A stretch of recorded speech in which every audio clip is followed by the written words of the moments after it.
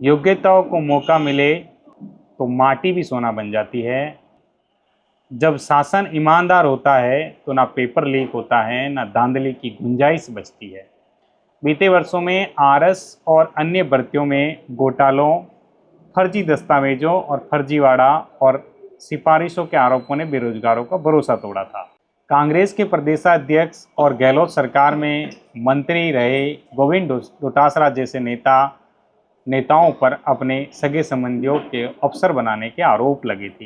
लेकिन इस बार की भर्ती प्रक्रिया ने युवाओं को नया विश्वास दिया है। नमस्कार, मेरा नाम महेंद्र है और आज हम बात कर रहे हैं आरएस भर्ती 2023 की, जिसका परिणाम हाल ही में घोषित हुआ है।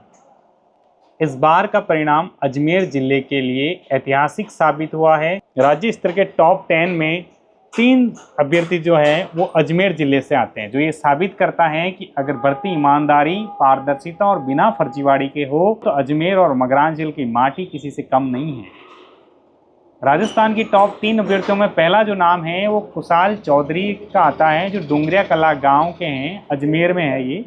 दूसरा जो नाम आता है वो अंकिता पारासर का आता है, पुष्कर अजमेर के रहने वाले हैं और पहले वीडियो के पद पे ही कार्यरत हैं।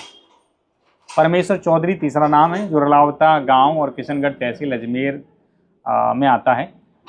हालांकि परमेश्वर चौधरी जो हैं पहले एसआई भर्ती 2021 में पास हुए, 17वीं रैंक ये लाएँ, लेकिन उस भर्ती में धांधली और विवादों के कारण उन्हें फर्जी थानेदार जैसे ताने सुनने पड़े। इस बार आरएस 2023 में राज्य में तीसरा स्थान प्राप्त कर उन्होंने अपनी मेहनत और ईमानदारी से खुद को साबित कर दिया। साथ ही मंगरांचल के ब्यावर शहर के लिए ये भर्ती अभूतपूर्व रही, जब एक साथ 5 अधिकारी चयनित और भी हो सकते हैं, लेकिन हमें जानकारी 5 की है फिलहाल। अगर आपको मगरा से किसी अन्य की और भी आरएस बनने की जानकारी है तो आप कमेंट बॉक्स में लिखें, ताकि और भी सूचना मिलेगी। तो बात करते हैं इन 5 आरएस अधिकारियों की, जिनमें से किसी ने पहले प्रयास में सफलता पाई तो किसी ने 17 वर्षों के संघर्ष के बाद ये मुकाम हासिल किया।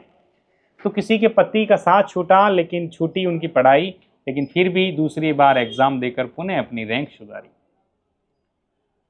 ब्यावर से चयनित अभ्यर्थियों में पहला जो नाम है वो पहला नाम है नेहा भोजवानी का, जिन्होंने 2021 में 95 रैंक प्राप्त की थी और इस बार उन्होंने 21वीं रैंक हासिल की है। दूसरा नाम इन्हीं की बहन है ऋतु भोजवानी, जिन्होंने पहले 84वीं रैंक प्राप्त की थी, तो इस बार उनकी रैंक जो है वो 24वीं रैंक पर आए। दोनों बहनें साकेत नगर ब्यावर की रहने वाली हैं। तीसरा जो नाम है वो प्रीति साहू का है। उनके पिता का नाम महावीर साहू है, जिन्होंने दूसरे प्रयास में 89वां रैंक प्राप्त किया है। जानकारी मिली कि प्रीति की स्नातक की पढ़ाई बीच में छूट गई थी और फिर छूटा इनके पति का साथ, लेकिन हिम्मत नहीं हारी और अपने छोटे बेटे की परवरिश करते हुए इन्होंने ग्रेजुएशन की पढ़ाई पूरी करी और आज वो आरएस अफसर हैं। चौथे आरएस की बात करें तो प्रशांत तत्ववेदी पुत्र भूपेंद्र तत्ववेदी हैं, जिनके 172वीं रैंक आई हैं। इनको मिली है 17 वर्ष के संघर्ष के बाद इनको सफलता मिली है। इन्होंने 3 बार मेंस का एग्ज़ाम दिया था, चौथी बार इनकी सफलता हाथ लगी है। इससे पहले वो अन्य सरकारी नौकरियों में भी रहे हैं, जिनमें इनको 2010 के अंदर पोस्टल असिस्टेंट की नौकरी मिली थी। उसके बाद 2012 में वो वरिष्ठ अध्यापक बने, 2015 में व्याख्याता बने और फिर प्रमोशन से वो प्रधानाचार्य बने और अभी प्रधानाचार्य के पद पे वो पोस्टेड हैं।